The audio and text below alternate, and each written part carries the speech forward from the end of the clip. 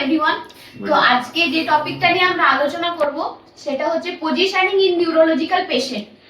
তো আমাদেরকে প্রথমে জানতে হবে যে নিউরোলজিক্যাল পজিশনিং জিনিসটা কি। What is neurological positioning?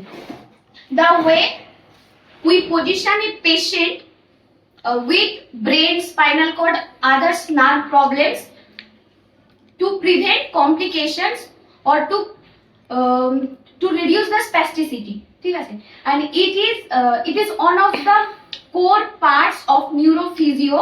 শুধুমাত্র যে ফিজিওরা যে পজিশনের ব্যাপারটা দেখবে সেটা না, নার্সিং টিম থাকতে পারে, অকুপেশনাল থেরাপি যারা রয়েছে তারাও করতে পারে। তো এবার যে নিউরোলজিক্যাল পজিশন যে আমরা কোন কোন পেশেন্টের আমরা করতে পারি, যেমন stroke, TBI, spinal cord injury, CP patient. তো এবার আমরা অ্যাকচুয়ালি এই যে পজিশনিংটা জিনিসটা ব্যাপারটা আমরা কেন করতে চাইছি এক্স্যাক্টলি, মানে পারপোজ কি। মেন হচ্ছে যে যে সমস্ত বেড রিডেন পেশেন্ট গুলো থাকে তাদের কমপ্লিকেশন থাকে। মেন কমপ্লিকেশনে ফার্স্টে আছে বেড সোর বা প্রেসার সোর, তারপর হচ্ছে যে কন্ট্রাকচার হয়ে যেতে পারে কোন পেশেন্টের, ডিফর্মিটি হয়ে যেতে পারে। তো এই জিনিসগুলো যাতে ফার্দার আর যাতে আর ওয়ার্স যাতে না হয়ে যায় সেই জন্য আমাদের পেশেন্টের ঠিকঠাক পজিশন মেনটেন করতে হবে আমাদেরকে। তো আমি ফার্স্টে একটা এক্সাম্পল দিচ্ছি, যেমন প্রেসার সোর নিয়ে আমি আলোচনা করছি ফার্স্টে। তো প্রেসার সোরের আরো দুটো নাম আছে, প্রেসার আলসার আর ডিকুবিটাস আলসার। তো এই জিনিসটা কি actually pressure sore? Pressure sores বা প্রেসার আলসার বা decubitus ulcer basically lesion in the integument caused by pressure। যে সমস্ত বনি প্রমিনেন্ট এরিয়া রয়েছে সেইগুলোতে প্রেসার সোর দেখা যেতে পারে।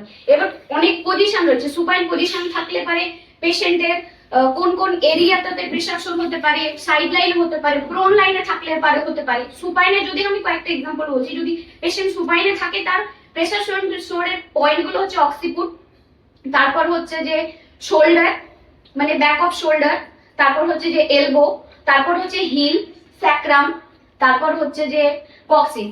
ঠিক আছে, এবার যদি পেশেন্ট যদি সাইড লাইনে থাকে তারও প্রেসার পয়েন্ট রয়েছে, সাইড অফ শোল্ডার, তারপর lateral side, elbow lateral side, তারপর হচ্ছে যে ল্যাটারাল সাইড নি, তারপর হচ্ছে যে ল্যাটারাল ম্যালিউলাস।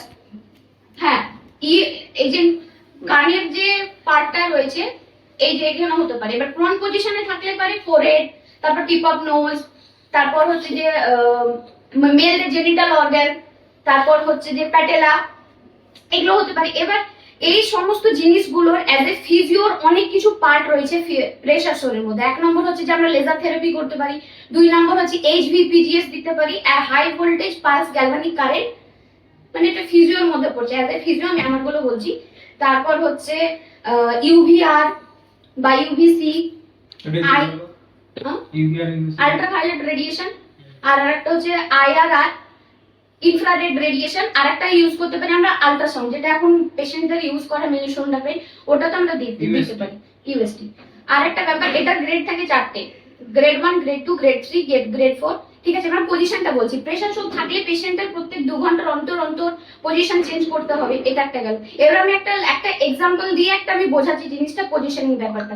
যদি কোনো একটা নিউরোলজিক্যাল পেশেন্ট বলতে গেলে স্ট্রোককে নিলাম আমি একটা অ্যাজ এ এক্সাম্পল হিসেবে, রাইট সাইড মানে রাইট হেমিপ্লেজিক পেশেন্ট। এবার রাইট হেমিপ্লেজিক পেশেন্টের পজিশনিংটা ম্যাটার করবে, কেমন ভাবে পেশেন্টটাকে রাখলে পারে কন্ট্রাকচার যাতে না হয়ে যেতে, স্পেস্টিসিটি যাতে না ডেভেলপ করতে পারে, প্রেসার সোর যাতে না হয়ে যেতে পারে। তো ফার্স্টে পেশেন্ট যদি সুপাইন পজিশনে থাকে তার হেড, ট্রাঙ্ক, তার পেলভিস, তার হিল নিউট্রাল পজিশনে রাখতে হবে।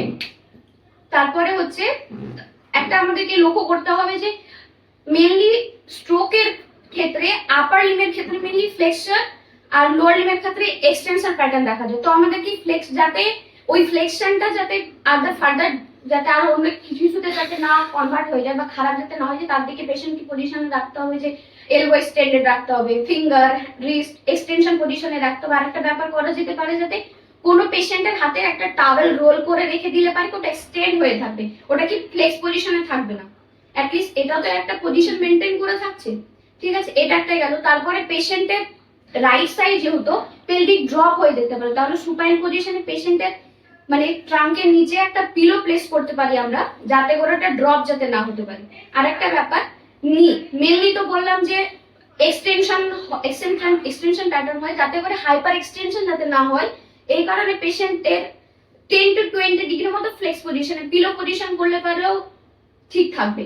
তারপর হচ্ছে যে ডরসিফ্লেকশন, মানে মানে ডরসিফ্লেকশন করে রাখতে হবে পিলো প্লেস করলে, কিংবা হচ্ছে যে স্প্লিন্ট ইউজ করলে, বা হচ্ছে যে কিছু একটা ফুট রেস্ট দিয়ে রাখলে, যাতে করে পেশেন্টের অ্যাকচুয়ালি অ্যাঙ্কেলটা যাতে ঠিক থাকে।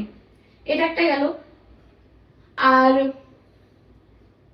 হ্যাঁ, আরেকটা ব্যাপার আমি বলছি, পজিশনটা শুধুমাত্র যে নিউরোলজিক্যাল পেশেন্টের ক্ষেত্রে ম্যাটার করছে সেটা নয়, বিভিন্ন ধরনের বার্ন পেশেন্ট রয়েছে, বার্ন পেশেন্টের ক্ষেত্রেও পজিশনটা অনেক ম্যাটার করে, পজিশন জিনিসটা।